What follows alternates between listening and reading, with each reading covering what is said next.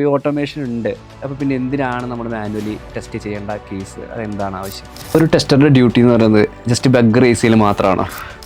ഇത് നല്ലൊരു question actually, career gap എന്ന് പറയുന്നത്. ഇപ്പോൾ നമുക്ക് ഞാനൊരു ടെസ്റ്ററായിട്ട് വർക്ക് ചെയ്യുന്ന ഒരാളാണ്. അപ്പോൾ എനിക്ക് വിദേശത്തുള്ള ജോലി സാധ്യതകളൊക്കെ എങ്ങനെയാണ്? ഇപ്പോൾ ചില കേസിൽ നമ്മളൊരു QA റേസ് ചെയ്തു, ഒരു ബഗ് റേസ് ചെയ്തു, പക്ഷേ ചില കേസിൽ റിജക്റ്റ് ചെയ്യാറുണ്ട് അല്ലേ? ഡെവലപ്മെൻറ്റ് കേസിൽ അതിൻ്റെ ഒരു ചെക്കിങ് സമയത്ത് റിജക്റ്റ് ചെയ്യാറുണ്ട്. അതെങ്ങനെയാണ് ഹാൻഡിൽ ചെയ്യാറുള്ളത്? 2019 ഒരു കമ്പനിയുടെ ആപ്ലിക്കേഷൻ 14 hours വർക്ക് ചെയ്യാതെയായി. ആ ഒറ്റ റീസണിൽ $90 million ആ കമ്പനിക്ക് നഷ്ടം വന്നത്. കമ്പനിയുടെ പേര് ഫേസ്ബുക്ക്. സോ ഇത്രയും വലിയ കമ്പനി ആയിട്ട് പോലും അവരുടെ ഒരു ആപ്ലിക്കേഷൻ ടെസ്റ്റ് ചെയ്തതിൽ വന്ന മിസ്റ്റേക്ക് കൊണ്ട് ഇത്രയും വലിയ ഇഷ്യൂസാണ് ആ കമ്പനിക്ക് ഫേസ് ചെയ്യേണ്ടി വന്നത്. സോ ഒരു QA എന്നുള്ള റോള് എത്രത്തോളം റെസ്പോൺസിബിൾ ആയിട്ടുള്ള റോളാണ് എന്നുള്ളതാണ് ഇപ്പോൾ ഈ ഒരു ഇൻസിഡൻറ്റിൽ നമുക്ക് മനസ്സിലാക്കാൻ പറ്റുന്നത്. സോ നമ്മൾ ഇന്ന് ഈ പോഡ്കാസ്റ്റിൽ സംസാരിക്കാൻ പോകുന്നതും സോഫ്റ്റ്വെയർ ടെസ്റ്റിങ്ങിനെ കുറിച്ചിട്ടാണ്. സോഫ്റ്റ്വെയർ ഉണ്ടാക്കുന്നത് പോലെ തന്നെ ഇമ്പോർട്ടൻ്റ് ആണ്, ഡെവലപ്മെൻറ്റ് പോലെ തന്നെ ഇമ്പോർട്ടൻ്റ് ആണ് നമ്മളത് ടെസ്റ്റ് ചെയ്തിട്ട് യൂസർ ഫ്രണ്ട്ലി ആയിട്ട് പബ്ലിഷ് ചെയ്യുക എന്നുള്ളത്.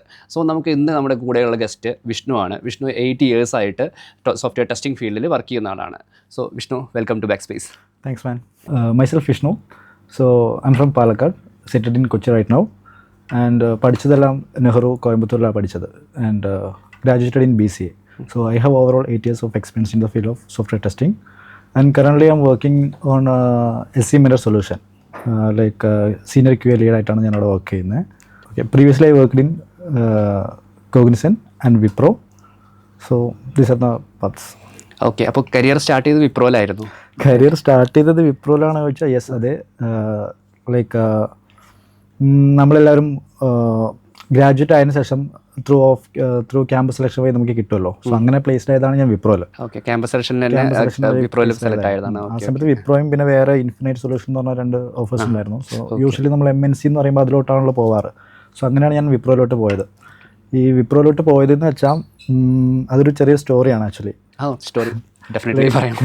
കൈൻഡ് ഓഫ് ഇപ്പോൾ കോളേജ് നമ്മൾ പാസ് ഔട്ട് ആയി ഇറങ്ങിയത് ഒരു ജൂണിലായിരിക്കും. പക്ഷേ വിപ്രോയിൽ എനിക്ക് പെട്ടെന്ന് തന്നെ ജോയിൻ ചെയ്യേണ്ടി വന്നു. അതായത് കോളേജിൽ നിന്ന് ഇറങ്ങിയതും ഞാൻ ജസ്റ്റ് വിപ്രോയിലോട്ട്, എനിക്കൊരു ഗ്യാപ്പ് കിട്ടിയില്ല. നമ്മുടെ ഒരു കോളേജ് സ്റ്റുഡൻറ് എന്നുള്ളൊരു പ്രൊഫഷനിലോട്ട് പോകാനുള്ളൊരു ഗ്യാപ്പ് ഉണ്ടാവുമല്ലോ, അതെനിക്ക് കിട്ടിയിട്ടില്ല. അപ്പോൾ ഞാൻ ഡയറക്റ്റ് വിപ്രോയിലോട്ട് ജോയിൻ ചെയ്തു.